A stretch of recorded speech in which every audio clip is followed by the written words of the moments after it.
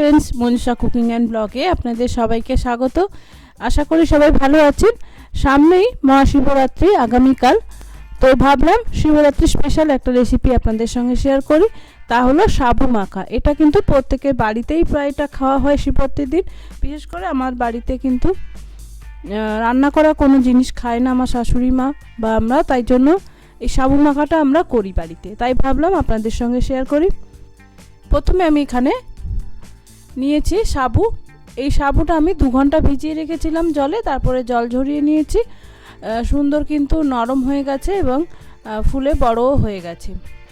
তবে সাবু মাখার জন্য বড় দানা সাবুই নেবেন, ছোট দানা সাবু নিলে কিন্তু গলে যাবে।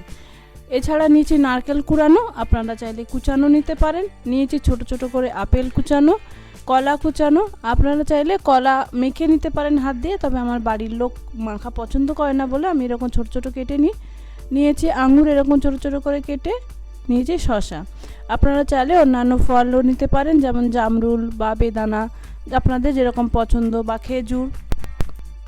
আর নিয়েছি গুড়। আমার যেহেতু সুগার আছে এবং আমার শাশুড়ি মারও সুগার আছে, তো আমরা এখন আর খুব একটা চিনি টিনি দিই না সাবু মাখায়। আর এটা আমার বাড়ির থেকে আনা খেজুরের গুড়, সেটাই দিলাম। এছাড়া নিয়েছি মিষ্টি দই 100 গ্রাম এবং মধু। এবার সাবুটা মেখে নেব, তার জন্য একটা বাটিতে আমি সাবুটা ঢেলে নিলাম। এবার দিয়ে দিচ্ছি দই। এবার আস্তে আস্তে সব উপকরণ দিয়ে নেব। বন্ধুরা, অনেকে দই খান না, অনেকে দই সহ্য হয় না। যদি দই সহ্য না হয় তাহলে কিন্তু কনডেন্স মিল্ক দিতে পারেন, তাহলে কিন্তু দারুণ টেস্ট হয় খেতে। আমিও ভেবেছিলাম দেব, কিন্তু বন্ধুরা বাড়িতে রাখা ছিল, তাই কিছুদিন আগে আমার হঠাৎ করে কফি খাওয়ার ইচ্ছে হলো। তো বাড়িতে দুধ নেই, অথচ কফি খেতে ইচ্ছে করছে। তাও দেখি যে কনডেন্স মিল্ক রয়েছে, তাহলে এটা দিয়েই খেয়ে নিই। তো আমি খাওয়ার পর কর্তাকে কর্তা বলে কি, তুমি একা খেয়ে নিলে, আমার জন্য করবে না? তা ওর জন্য আবার করলাম পরের দিন। তো সেই করতে গিয়ে কনডেন্স মিল্ক প্রায় শেষ হয়ে গেছে, তাই ভাবলাম যাকে।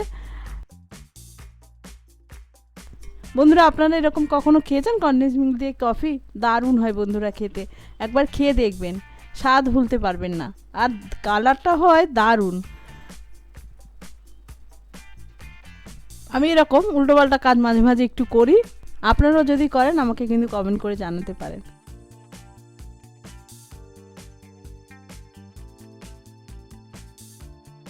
দেখুন সমস্ত কিছু দিয়ে দিয়েছি। এবার আমি সাবুটা মেখে নেব আস্তে আস্তে করে। এখানে শুকনো শুকনো লাগছে, আপনারা কিন্তু যখন মাখবেন একটু ডাবের জল দিতে পারেন। আমি একটু নারকেল কুড়ানোর জল একটু দিয়ে দেব, আপনারা কিন্তু ডাবের জল দিতে পারেন, ডাবের জল দিয়ে ভালো হয়। বা আমি অনেক সময় কি করি, আমরা পুজো দিয়ে ফিরলে যে মিষ্টি থাকে, সেই মিষ্টি দিয়ে অনেক সময় মেখে নিই।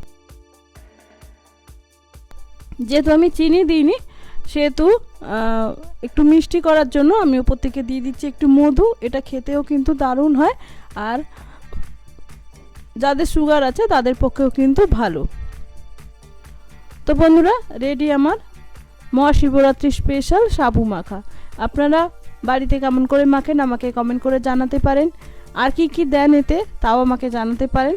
আশা করি আমার এই সহজ সরল সাবু মাখা রেসিপিটা আপনাদের ভালো লাগলে অবশ্যই কমেন্ট করে আমাকে জানাবেন, আর বন্ধুদের মধ্যে শেয়ার করবেন। আর আগাম মহাশিবরাত্রি শুভেচ্ছা রইল সব বন্ধুদের। হর হর মহাদেব।